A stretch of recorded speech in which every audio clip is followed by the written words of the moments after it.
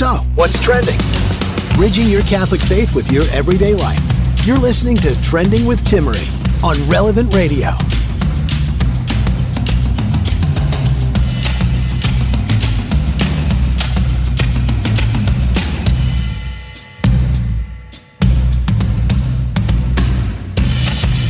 One of those teachings of the Catholic Church that can be hard to grasp, understand, when you're in the thick of things is that church doesn't believe in divorce.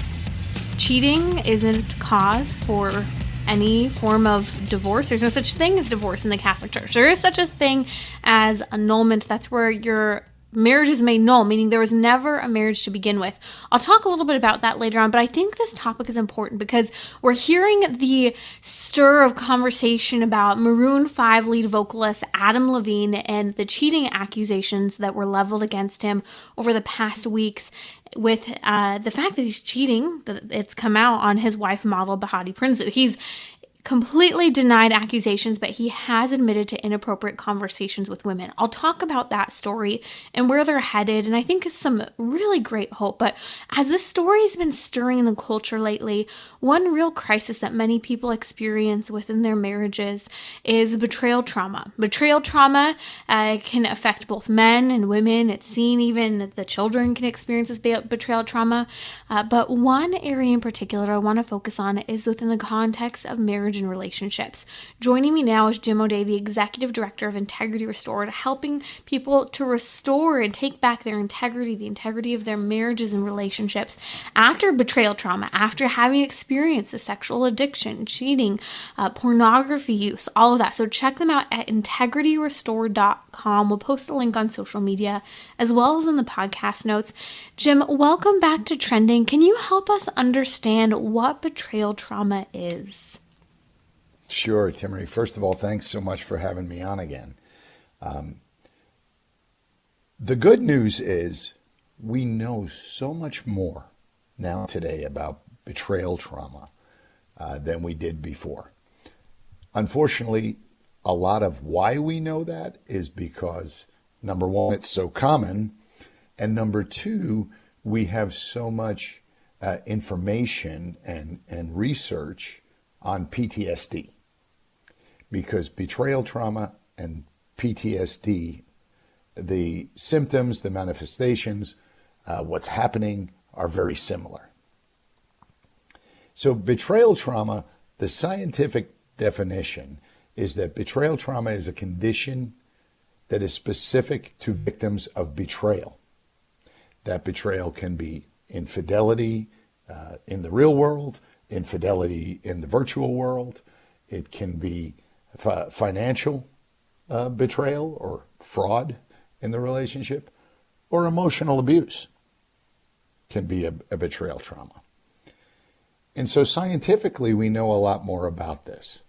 But here's where I think there's an important distinction between PTSD and betrayal trauma. And that is, you can't experience betrayal trauma where there was not a deep sense of safety, of trust in the first place. And isn't that the heart of the wound? That is a lot, That's something to be mourned, yes. Something that often, I even think of the story of Adam Levine, and that goes public, that other people know about, or even just to have your spouse or whoever it is that was involved, for them to know, that cuts to the core of who we are, to have someone betray us at that level. Well, this is something I tell women all the time in my work here at Integrity Restored. When that deep sense of trust is betrayed and ruptured, it's probably the most debilitating thing that has ever happened to you in your life. And women are really, really shocked at all the things they're feeling and what their body's doing and what's happening. And some of the key things we have to be able to tell the women in our life, or the women that God puts into our life, is while you're going through this, it's important to remember a couple things. You're not crazy, because they're going to think they're crazy. Their body is reacting in strange ways to them. They don't know what to do. You're not emotionally unstable. And that's something that the betrayer uses quite often. Mm-hmm. You are not unlovable. Isn't that true? You are I was not thinking. alone. Yeah. Yeah, I Go keep ahead. thinking about model Behati Prinsloo, the wife of Adam Levine, and all these cheating accusations have come out publicly, and she's pregnant with their third child.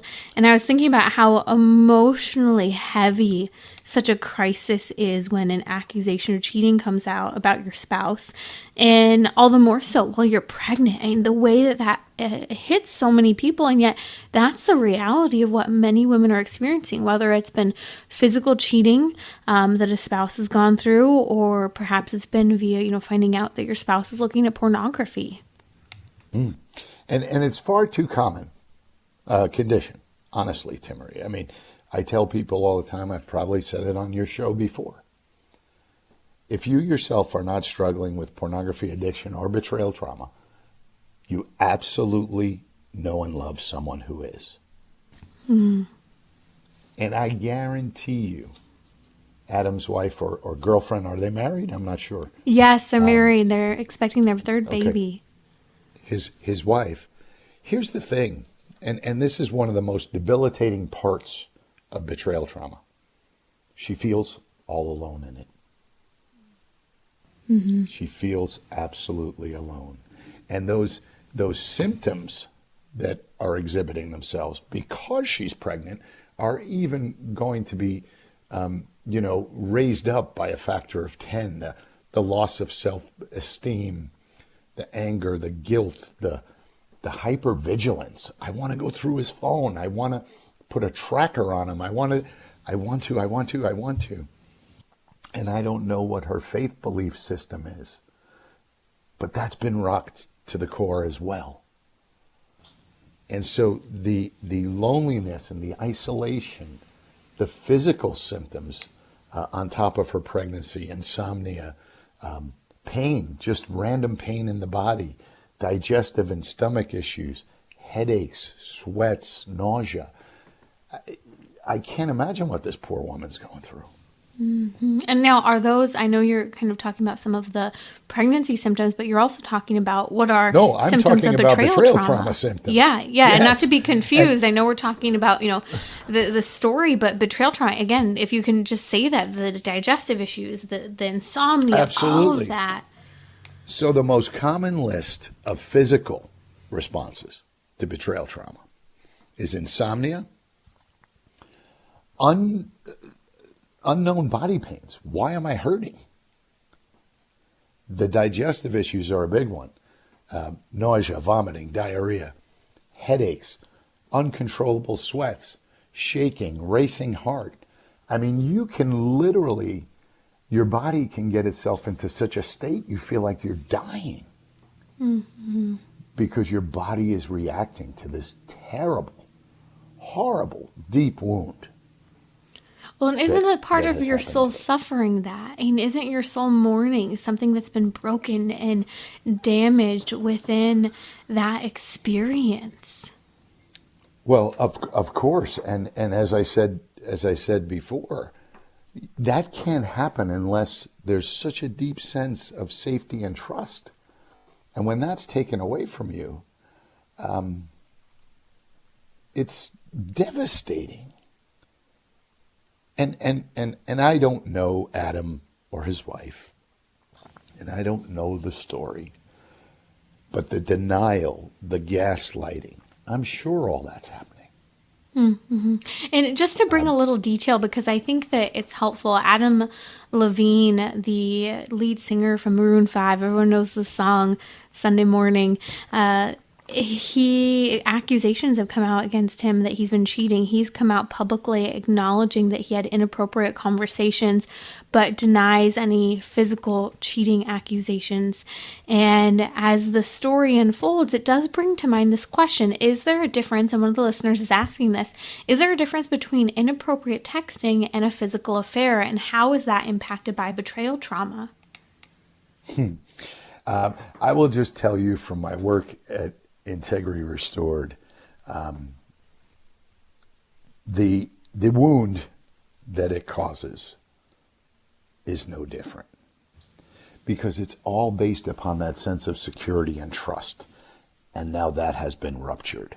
I've had many women say to me, well, I guess looking back, it's better that he didn't physically have an affair. You know, I kind of divide it into two realms: IRL in the real world and IVL in the virtual world, right? In the virtual life. And I always ask them, is your heart still not broken? And they always answer the same, Timmerie. Yes, my heart is still broken. So the difference between an emotional affair and a physical affair, that's a very thin line.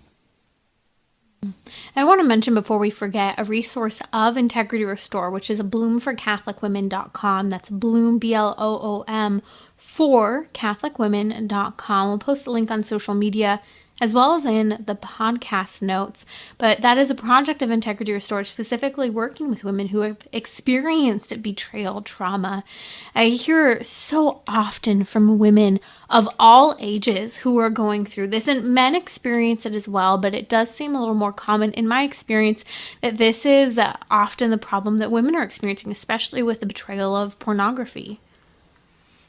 Oh, it's so common today, and it doesn't matter how old you are, how young you are, what your faith practices. I mean, I have couples I'm working with that for years have been daily mass goers, and the husband is struggling with pornography, and the wife is suffering through recovery from betrayal trauma.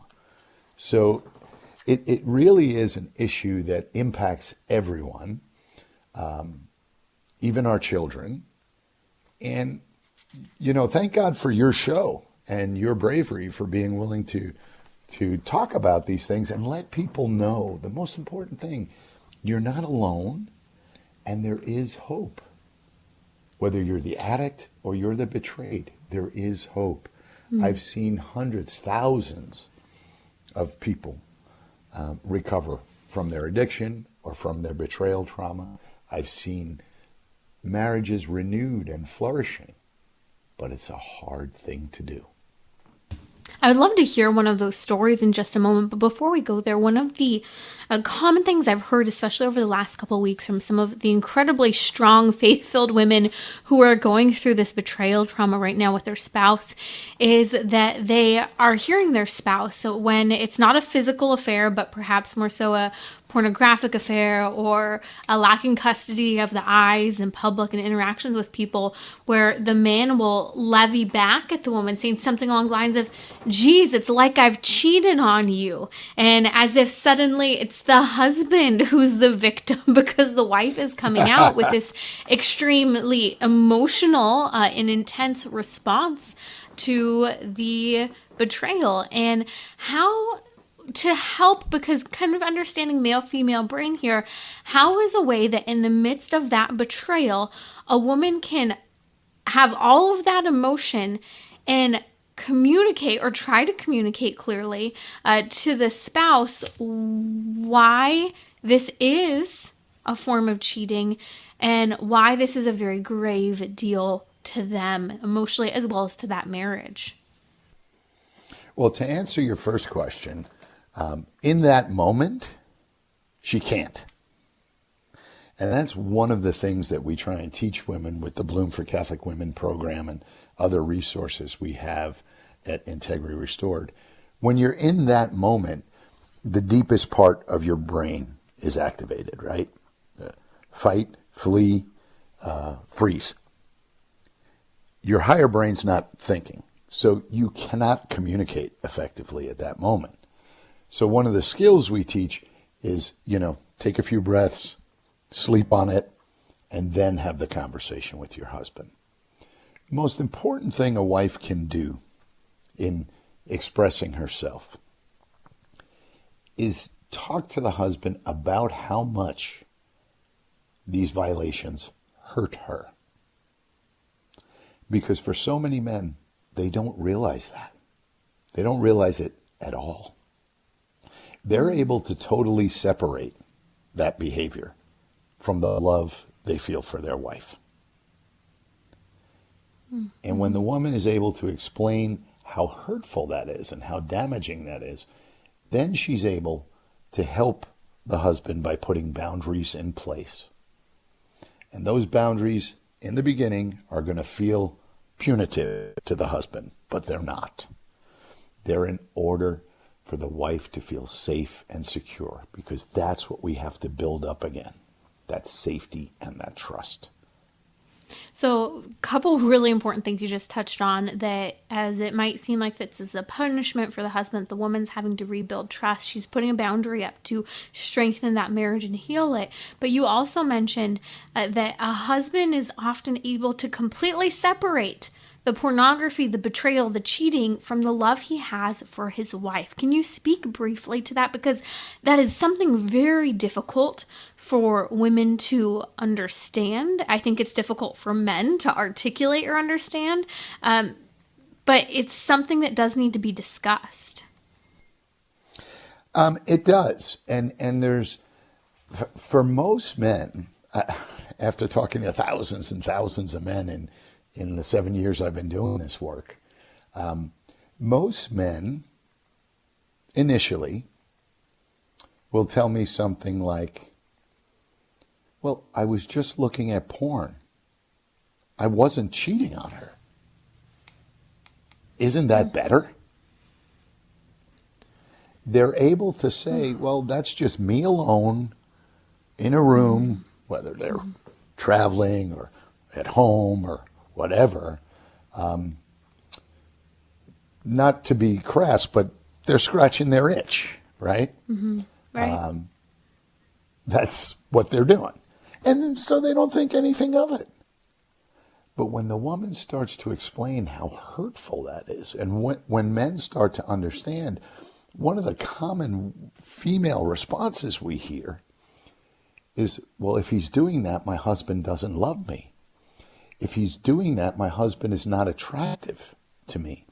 If I was only better in the bedroom, if I only had a bigger chest, if I only. And the guys are like, what are you talking about? That's not true at all. They're thinking this has nothing to do with you. And she's saying this has everything to do with me. That's the point. Timmerie, you're amazing. Right to the heart of the matter. To the man, and in truth, this has nothing to do with the woman. The husband's pornography addiction has nothing to do with the wife and everything to do with the husband's wounds. Right. It doesn't mean it doesn't disrespect and damage the wife, but it has nothing to do with her. That is exactly correct. That is exactly correct. Of course it disrespects her. Of course it hurts her. Of course it damages her. But she is in no way the cause of it. She could be giving her husband sex 5 times a night. And if he has those wounds, if he has that trauma in his life, he's still going to find opportunities to look at porn. And even if there is a wound within the marriage, even if there is something going on that is perhaps on the wife's fault, if the husband is choosing this as a means to get back at her, or as a means to try and fix something or fill a need for himself in the context of their marriage, that's his problem. Like you said, his wound, that's the way he's trying to cope. It doesn't have anything to do with her. Even if there is a problem with her, she cannot be blamed for that. And one of the most important healing milestones, I would say, in betrayal trauma recovery is when the woman finally understands that. It has nothing to do with her. And her recovery journey has nothing to do with his recovery journey. Now, I am going to give your audience some bad news. The man with pornography addiction can generally, with the right work, the scientific help, the therapy that we always talk about, the 3 pillars, right? Scientific therapy, an increase in the spiritual life, spiritual direction, and frequent reception of the sacraments, And then finally, community and accountability. The man who does all that is going to proceed more quickly on the recovery path than a woman suffering from betrayal trauma. It's a longer journey for the woman. It's a healing sad. of addiction versus the healing of a severe betrayal from someone who should always be there. And I think that that's telling for someone to hear. I know you work with thousands of people at Integrity Restored. IntegrityRestored.com is a resource, and BloomForCatholicWomen.com. Can you share with us a story of healing? Because you see the good news happening where these marriages, where there's been physical, emotional, all these different forms of cheating, and these marriages are able to heal. What's the good news? What are the stories that we're not hearing on this side of it? So we just did an incredible podcast with a couple that we've been working with. She went through Bloom for Catholic Women. They did our Integrity Circle coaching program together. He's done 12-step groups. Their marriage is better today than before disclosure. And I know people say, how can that be? Because now their marriage is totally built on transparency and trust. When a couple goes through this kind of struggle, and I recommend people listen to this podcast, go to integrityrestored.com and check out our podcast. It's Mike and Margaret. They did an amazing job. We'll post a link on social media. Thank you, Timmerie. When a couple goes through this type of adversity, the bond that is forged is so much stronger. And here's the amazing thing that this couple did. Their healing work they were relentless in it. They both decided, no, we are going to make this our priority. My recovery, Margaret. My recovery, Mike. But then they spoke to their children. And they were able to identify early on which of their kids was struggling with this issue and get them the help they needed. You see, everybody's family has this. Somebody's struggling. Somebody we love is suffering. And just to be clear, when you're talking right now about the wound of pornography, not that you're having to go and tell your kids all the details of your infidelities, correct? Oh, that is correct. I'm talking about the wound of pornography.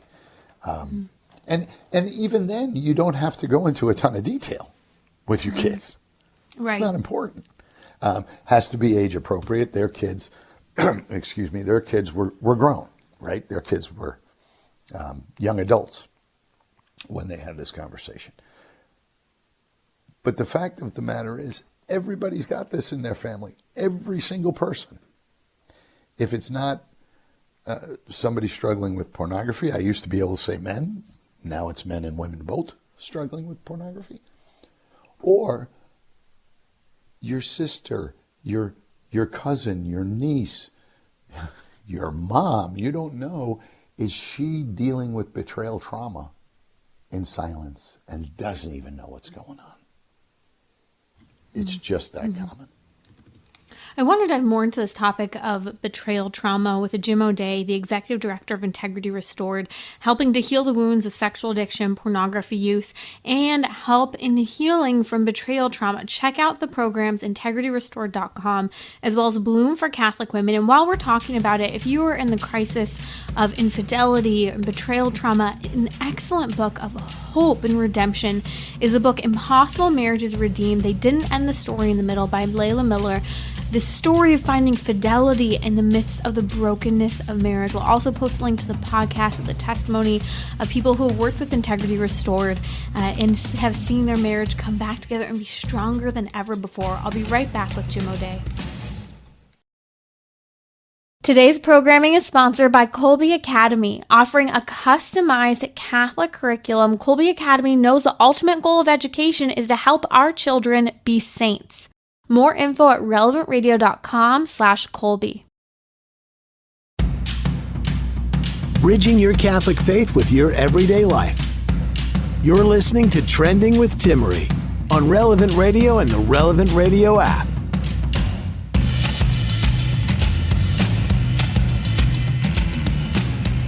We're back with Jim O'Day, the Executive Director of Integrity Restored, here on Relevant Radio. We've been talking about the wound of betrayal trauma. What is it? What are the symptoms? What's the difference between a man understanding perhaps the betrayal that he is living out and, this idea of, well, what's the big deal? Maybe it wasn't physical cheating, or maybe, he's saying, well, I still love you. My betrayal has nothing to do with you. How can we understand those differences? We've unpacked that here on the show. So if you've missed this, someone or you yourself are experienced betrayal trauma, please go back and listen to this podcast, relevantradio.com/trending. It'll be available later this evening, wherever you catch your podcasts. We're there, YouTube, Spotify, Apple Podcasts, you name it. But I want to shift gears a little bit here. As we're talking about betrayal trauma, let's talk, Jim, about the difference between knowing nothing and knowing too much. Kind of this area of maybe sitting in ignorance, or having too many details. Where's the balance here, and how does this impact both the wound and the healing? Well, to me, Timmerie, this is one of the most important questions in recovery from betrayal trauma. Because what's going to happen, the initial reaction is going to be, I feel like I don't even know my husband anymore. Mm-hmm. That's the reaction. And you're going to feel like nothing about your relationship is true. And that's generally false. It's very, very few cases that I've seen has that been true. But it's going to feel that way to you. And you're going to feel like you can't even trust yourself or your own instincts. Because how could I have missed this? How didn't I know? What's wrong with me? So because of all those feelings, you're going to exhibit something we call hypervigilance. And that means you want to know everything, all of it, and you want to know it all the time. It's very, very easy during those periods of hypervigilance to want to know every detail of the person's porn use, how often, what kind, why that, what happened, how many times, blah, blah, blah. But the problem is, for one, that's an exhausting state for you to stay in. And it's really not important for his recovery or your recovery. In order for your husband to recover, you have to let him do the hard work. You as the wife can't be his cop. That's on him. So women always say, well, Jim, what do I need to know? And I have 4 questions that I think sum it up. How long has this been going on? Has he been acting out in other ways? Has he tried to stop and failed?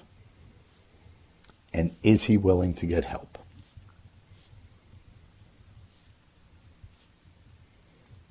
So those are the questions. Yeah, I think that's really helpful. So instead of focusing on needing to know the detail, hyper-focus, as you say, hyper-vigilance on knowing everything and all the time, those 4 questions that can help a woman in her moving forward and him moving out of it. How long, you mentioned, is he acting out in other ways? Has he tried to stop? Is it working? And is he willing to stop? I think those are so important. So how do we navigate it from those 4 questions? Well, and I think here's where we go back to the 3 pillars again. For both parties, it's really important that they start their individual recovery journey. Too many couples, in my opinion, run to marriage counseling when that happens. And I'm not a therapist. I'm not a counselor. But my recommendation would be the wife goes to counseling for her betrayal trauma. The husband goes to counseling for his pornography addiction. And then when there's some recovery progress. Individually, then you come together and do the marriage counseling together as a couple. And that, at that point, almost 100% of the time, Timmerie, almost 100% of the time, I've seen the biggest problem in the marriage is communication. And that's where the marriage therapy can help then. But if you go to marriage therapy too early in this process without healing the other wounds, and the marriage therapist likely is going to key in on, well, you guys don't communicate well, and is trying to help the couple develop communication skills, it's going to fail miserably. Because the other areas, her wound of betrayal trauma and his wound of pornography addiction, have not been healed yet. Mm-hmm. And it makes sense. And your healing approach at Integrity Restored and Bloom for Catholic Women, we'll post a link to those websites, follows a very therapeutic, scientifically proven success for healing from betrayal trauma and pornography addiction. So it makes sense when you talk about, the separate healing to then come back together and restore the marriage, because we can't give what we don't have. And when there's that level of brokenness individually, we can't expect to heal together at the same time. I think that's such an important point. You mentioned the 3 pillars of healing again. We talk about those often when you're here on Trending. Can you briefly summarize those 3 pillars of healing to move forward and beyond this addiction and betrayal trauma? Sure. Number 1 is scientific therapy and counseling. There's real brain reasons why this stuff is happening, and you need the therapy and the counseling to get to the root of it. Number 2 is the increase in the spiritual life. I know one of the difficult things is that we recommend finding a spiritual director. People like, how do I do that? Well, we just had another cool podcast. I'll send you that link too, with someone who trains spiritual directors for a living, and they have a great database. So finding a spiritual director, and then increasing your spiritual life, right? Frequent reception of the sacraments, especially the sacrament of reconciliation. Yes, and I'm then so finally glad the you third mentioned pillar. that. Yes, we'll come back to confession in a second. What's the third pillar? The third pillar is what we call it community and accountability. See, the thing is, we can't do this alone. And so you have to get a support network who is not your spouse. So for a porn addict, it needs to be other men who've successfully negotiated this. And for women, it needs to be another woman who's experienced betrayal trauma and now is working on the recovery part of the marriage. And so we can't do this alone. So finding that community and that accountability is really, really important. And if you do all those 3 things, I know it's a lot of work. Everybody only wants to pick one. I hear it all the time. Well, I could do one. I'm going to counseling, Jim. Why isn't it all better?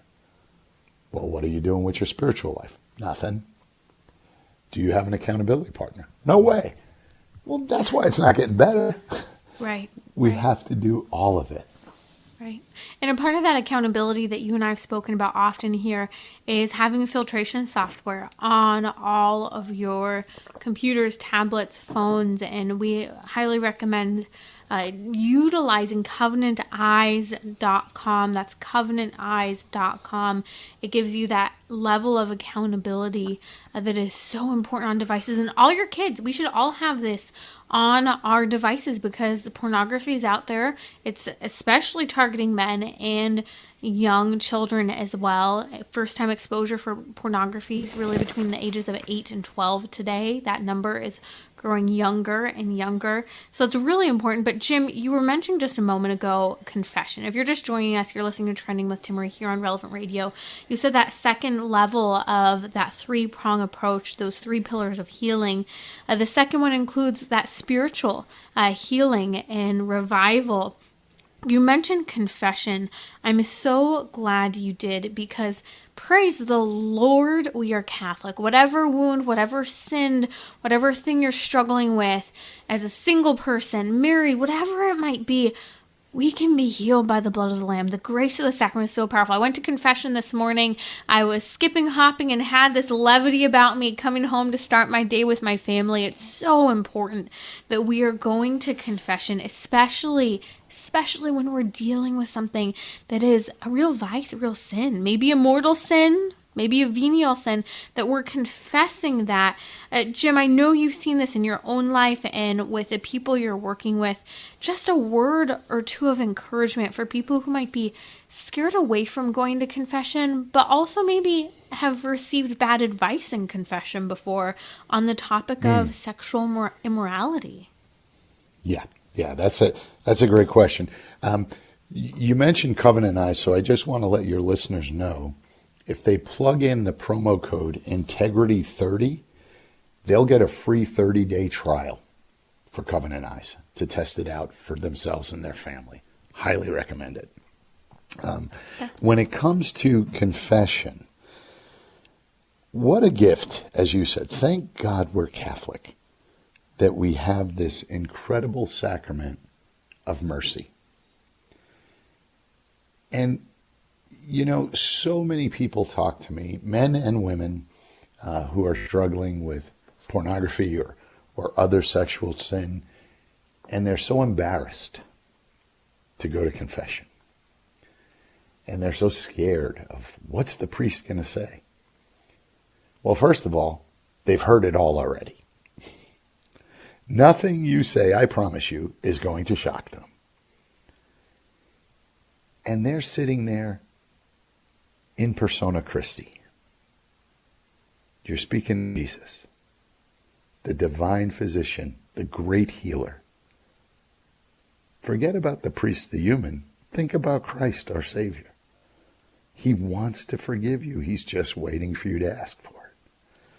So it's such a powerful, powerful sacrament. Now, one of the problems with it, though, particularly around the issue of pornography, is, in all fairness and all honesty, you know, our priests haven't really been trained in this. This right, is the a human dimension. Yeah, it's a relatively new phenomenon. Pornography used to be difficult to obtain. Now it's accessible, affordable, and anonymous. So it's a huge problem, and priests hear it all the time. And, you know, not all of them are equipped. And I often hear from people that have said to me, well, I went and I confessed. And Father said to me, well, say 3 Hail Marys and don't do it again. And it doesn't work, Jim. And so our hope here at Integrity Restored is that we can keep training these priests and get more and more priests trained to know that it takes the spiritual remorse and truly a wholehearted desire to change, but it also takes other levels of support for most people to recover. And the priest should be able to refer them to those support networks. Those resources for healing and address the gravity of that there's spiritual healing, but there's real human fallout that affects the soul and affects relationships. And I think that touches on how important it is as Catholics that we understand this important distinction. You mentioned that in confession, the priest is acting in persona Christi, in the person of Christ. It's Christ forgiving our sins, although working through that priest. And sometimes I think it's difficult to separate the healing balm of confession, those graces that are received, and separate that from the human counsel that can be received in confession. And I've talked especially to college-age boys and men where they've gone to confess pornography addictions, and the priest has said, well, you didn't cheat on your wife, you didn't have sexual relations, or maybe said, well, you're not married, right? And they said, yeah, I'm not married. Okay, well, then you didn't commit adultery, and have sent them on their way. Praise the Lord. Again, the priest is acting in persona Christi. You are forgiven for your sins, but the bad counsel at times of a priest can lead men and women in a baffled place of confusion, or sometimes astray as well. But I think deep down in our hearts, especially when we go to confession, we know, especially because we've just received that grace, when something isn't sitting well. We can either take that poor advice and use it to justify behavior, or we can say, you know what, that wasn't right, but I received the healing balm and grace of reconciliation. And we know innately, and especially through forming our consciences and looking to what the church teaches, what is right and what is wrong. Okay, Timmerie, so put on your purple stole. I'm going to tell you a confession story. Years and years and years ago, when I was a young guy, I went to confession. Hadn't been in a long time. I went to confession, and I confessed the sin of masturbation. And the priest said to me, "Why are you confessing that?" I said, "Because it's a sin, Father." He goes, "No, that's no big deal." Now, here's the problem. I knew he was wrong, but boy, that was a great excuse for me, wasn't it? Mm-hmm. Wasn't it? Mm-hmm. And I knew, yes. I knew enough. I mean, I wasn't really back, my conversion wasn't, or my reversion wasn't complete, but I knew enough. But still, Father said, good enough for me. And that happens far too often. So, yes, as Catholics, there is also a responsibility. When something's not sitting right, find the truth, ladies and gentlemen. And the reality is if your conscience is... Yeah, go ahead. The priest is acting in persona Christi. The grace of the sacrament is 100%. That doesn't change. But he doesn't know everything either. Mm-hmm. And your God-given conscience is taking you to confession. And if you were taking something to confession, the likelihood that what you committed wasn't a sin or there isn't some culpability for you, it's very unlikely that would be the case. And so again, if you're taking something to confession and you're being told, oh, that's not a sin, that's I think a pretty good red flag to question that wisdom in that moment. And I know, Jim, it's such a hard topic to talk about, some of it where we're expecting that spiritual guidance. Well, remember, there's a human dimension in every single one of us as we're trying to live out our vocation in life, our responsibility, and separating out the healing grace of the sacrament from sometimes that human counsel is so important. Jim, what you are doing at Integrity Restore, we are so grateful for. We've mentioned a lot of resources, integrityrestore.com, to heal from sexual traumas, from especially sexual addictions and pornography addiction, as well as healing from betrayal trauma, Bloom for Catholic Women. You have coaching programs, resources. Check them out. bloomforcatholicwomen.com, Integrity Restored. We're posting all of these resources on social media. Just follow me at Timmerie, Timmerie, or relevantradio.com/trending, where the podcast is available. And you can listen to this and share it, especially if you know someone who's going through betrayal trauma themselves. You're listening to Trending with Timmerie here on Relevant Radio. I'll be right back.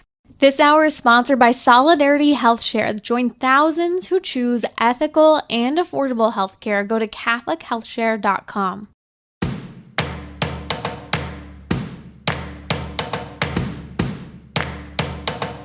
We're talking about what you're thinking about. You're listening to Trending with Timmerie on Relevant Radio and the Relevant Radio app.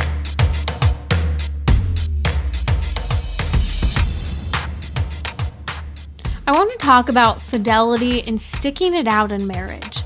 Quite the controversy in celebrity world lately. You know the singer Maroon 5, the lead singer Adam Levine has been accused by multiple women of cheating on his wife, model Behati Prinsloo. They got married, if you don't know, back in 2014. They have 2 little girls, and their 3rd baby is cooking right now. I mentioned earlier when we were talking about betrayal trauma, what is it, what are the symptoms, how to heal, incredible stories of healing in marriages and stronger marriages even after the devastation of everything from sexual addiction to betrayal trauma. But I want to talk a little bit about this specific story. Adam Levine and wife Behati Prinsloo. I am fascinated by the story. If you don't know much about their marriage, it's actually been really captivating.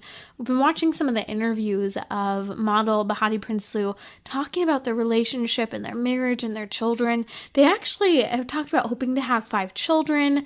They're what would seem very open to life. I don't know a ton about them individually, but when they're asked, I bet you really want boys and that's specifically what you want next, Behati Prinsloo almost corrects interviewees in past interviews saying, we're open to any child that comes. We hope for a healthy child, but boy, girl, this openness that she talks about, whatever happens in terms of how many children they have.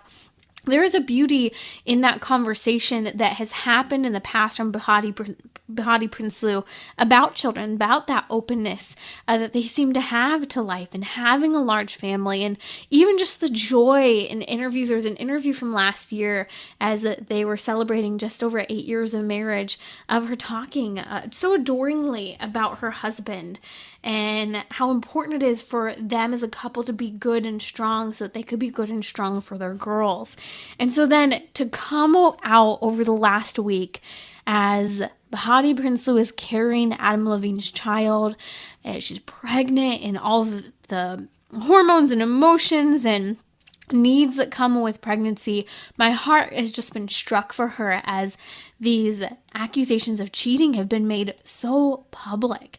Now, if you followed some of the story, what happened is Instagram model Sumner Stroh actually came out and made a viral TikTok video and publicly claiming a year-long affair with Adam Levine. And she even posts screenshots of Instagram messages with him and claims that he exploited her. And the story goes on and on. What ends up coming out is in the midst of these accusations, it actually happens that Adam Levine takes publicly this over the last few days to Instagram.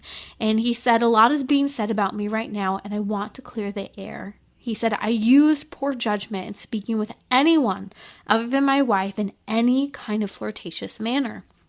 He also said, in certain instances, it became inappropriate. He said, "I've addressed that and taken proactive steps to remedy this with my family." He said, "My wife and family is all I care about in this world. To be this naive and stupid enough to risk the only thing that truly matters to me was the greatest mistake I could ever make.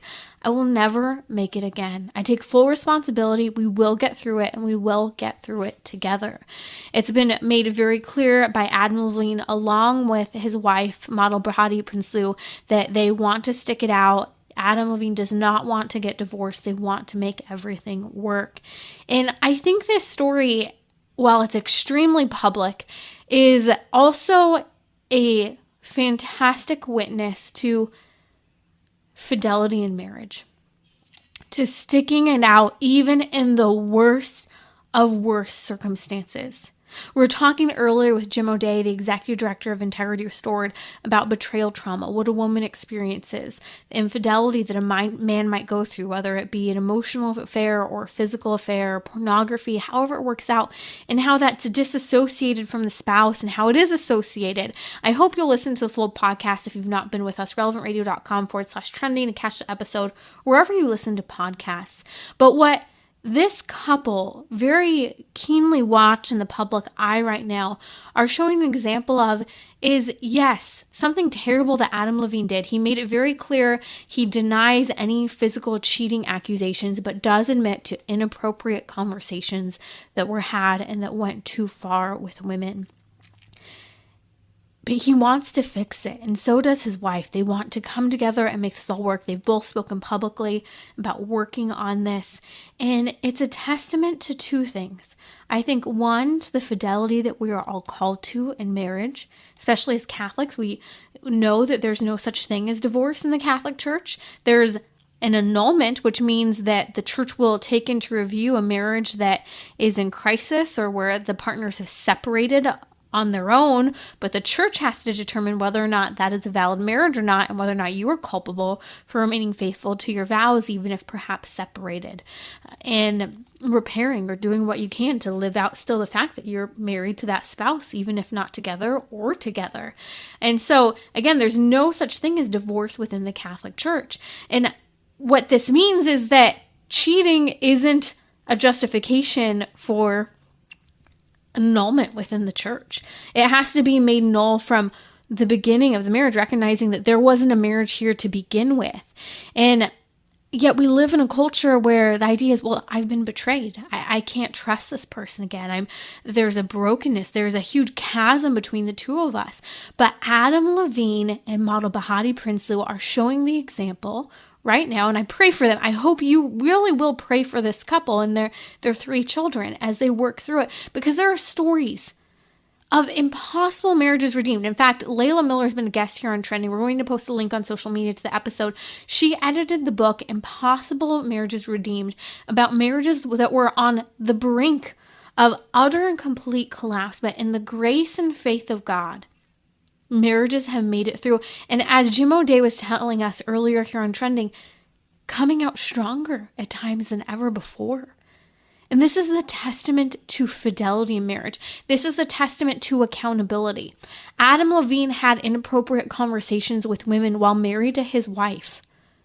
That's something that can easily be done by any of us. Anyone could be guilty of this.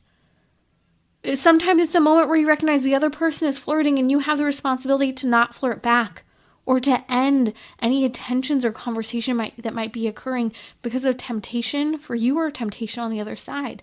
That means putting ourselves in check, having that level of self-awareness, honesty, integrity, accountability. These are the things that we're called to in marriage. And this speaks to, we were talking earlier about confession and confession in marriage. This is why we need the grace of the sacraments to fortify us and build us in our vocations that we are living out. And remember, you will be chaste inside your marriage if you are chaste outside of your marriage. Fight for that virtue of chastity and ask our Lord to bestow that upon you so that we can have integrity in our relationship.